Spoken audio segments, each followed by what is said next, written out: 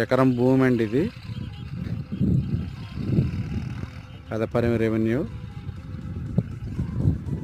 పెద్దపరిమికి 1.5 kilometre అండి ఇది. Main రోడ్కి ఓ 200-300 మీటర్ ఉంటుంది. కానీ లారీ వెహికల్స్ వెళ్తున్నాయి కదా. మెయిన్ రోడ్ అది. డొంక ఫేసింగ్ అండి ఇది డొంక ఫేసింగ్ ఇది. ఒక ఎకరం తర్వాత అండి డొంక ఫేసింగ్ ఇది. ఇవ్వండి పెద్దపరిమి గ్రామం.